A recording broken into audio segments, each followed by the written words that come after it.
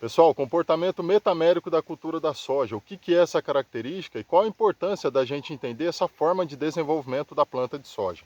Bom, o que são metâmeros? Metâmeros nada mais é do que partes, tá? Então a planta de soja, ela se desenvolve, ela se nutre por partes. Por isso que é muito importante a gente manter a área foliar. Tá? Eu sempre falo isso, é muito importante a gente manter a área foliar na planta de soja, não perder folha, seja para doença, seja para qualquer tipo de estresse, biótico ou abiótico.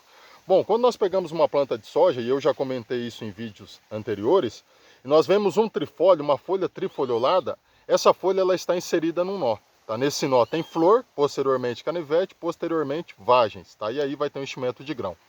Esse nó, o suprimento de energia para esse nó, o principal responsável é essa folha que está inserida nele. Tá? Então aproximadamente 80% do suprimento de energia para esse nó tem que vir dessa folha trifoliolada. 20% aproximadamente é o que já circula no caule. Tá? Então por isso que é muito importante manter essa folha. E o que acontece se a planta perder essa folha por qualquer tipo de estresse, seja biótico ou abiótico? O fornecimento de energia para esse nó está comprometido.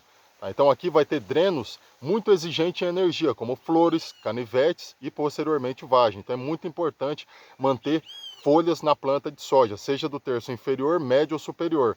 E três coisas faz a planta de soja derrubar folha. Primeiro, seca, estresse hídrico. Segundo, falta de luz no bacheiro, que é o que a gente chama de coeficiente de extinção luminosa. E terceiro, doença. Primeiro, seca. Tem como a gente evitar? Não, a gente depende de condição climática, né? Muitas áreas estão passando por estresse hídrico severo, outras áreas está chovendo mais. Tem produtor que tem pivô, aí a conversa é outra. Né? Mas como que a gente pode ficar menos refém da condição climática? Criar perfil de solo. Tem que criar perfil de solo.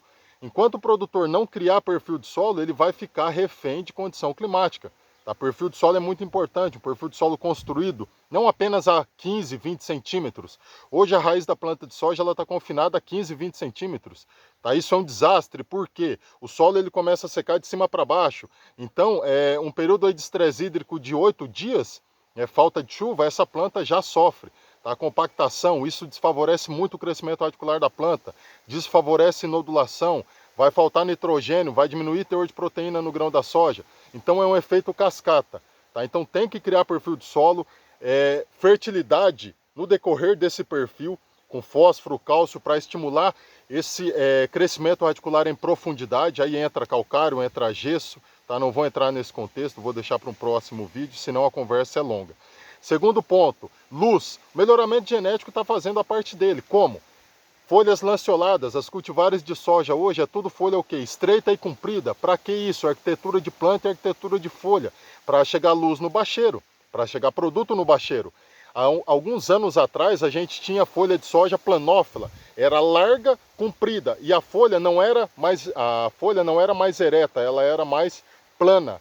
Tá? Folhas planófilas. E qual que é o problema disso? Não chega luz no bacheiro, a folha de cima sombreia de baixo. Tá? E a planta é uma empresa. Qual que é a função dessa folha? É produzir. Mesma coisa de um funcionário. Qual que é a função de um funcionário na empresa? Dar lucro.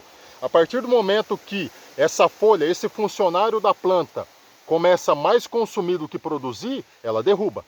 Tá? Ela bate o martelo, ela não fica dando advertência. A empresa ainda dá advertência para o funcionário. Essa empresa aqui não. Ela derruba. Por quê? Não compensa manter esse funcionário, porque ele está dando mais gasto, ele está dando prejuízo. Tá? Então, é muito importante a gente fazer luz chegar no bacheiro. Melhoramento genético está fazendo a parte dele, a gente tem que trabalhar com densidade populacional, tá? Em cima aí da cultivar que o produtor está semeando, está utilizando na sua área. E chegou luz no bacheiro, tem que chegar produto também, tá? Porque entra aquela velha frase que eu acredito que todo mundo já deve ter escutado. Doença começa de baixo para cima, então vai fazendo um pêndulo, como eu disse no vídeo anterior.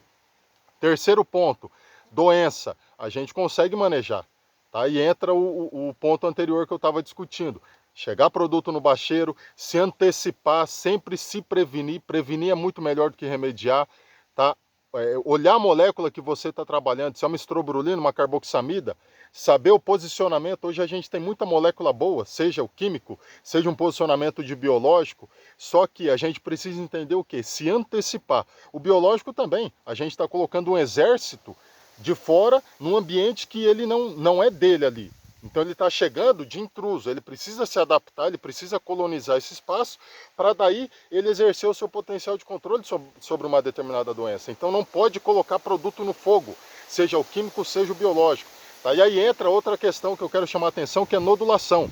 O produtor ele aplica o bradyrhizóbio, ele aplica o azospirilo, faz coinoculação, mas ele erra na densidade populacional, ele faz com que não chegue, através do manejo de forma muitas vezes errônea, não chegue luz no bacheiro. E não chegando luz, a planta aborta essas flores, essa folha, desculpe, e perde alguns nós, perde 3 nós. Quem que gosta de soja caneluda? Só muitas vezes o cara que vai colher, porque dele não precisa baixar a plataforma lá embaixo. Ficar aquela canela e não precisa baixar muito a plataforma. Mas para a gente, pensando em produtividade, isso é um desastre. Por quê? Esses nós, eles seriam nós produtivos, desde que tivesse mantido a folha, para sustentar ele com energia. E vamos fazer um cálculo bem rapidinho. Vamos pegar o Lança, o Brasmax Lança. PMS é em torno de 170, 180 gramas. A campo a gente sabe que é menor, em torno de 140 gramas. O Protor tem 13 plantas por metro. Espaçamento de 45 centímetros, 22.222 metros lineares no hectare, vezes 13 plantas por metro, isso vai dar em torno de 288 mil plantas no hectare. Faz essas 288 plantas, perde um nó por planta, em torno de 9 grãos nesse nó. Um nó pode dar em torno de 6 a 10 grãos, mas vamos por 9, 3 vagens de 3 grãos, 9 grãos. Isso vai dar em torno aí, tirando o PMS, fazendo o cálculo do PMS, vai dar em torno aí de 0,0012 quilos por planta. Tá? O produtor muitas vezes ele olha isso e ele fala, nossa, mas é insignificante. Faz isso vezes 288 mil plantas. Isso dá 360 quilos por hectare, 6 sacas. É muito dinheiro que a gente perde, perdendo 9 grãos por planta. Tá? Isso fazendo do Lança. E se for fazer do Zeus, que o PMS é maior? Então a gente está perdendo muito dinheiro. Tá? Tem que ter cuidado com isso. Tem que fazer chegar luz no bacheiro. E outra coisa, os nós de baixo são os principais responsáveis por fornecer energia para a nodulação, para a bactéria, porque a bactéria precisa de comida. Tá? Então isso é muito importante, manter folha, manter nó, para manter produtividade.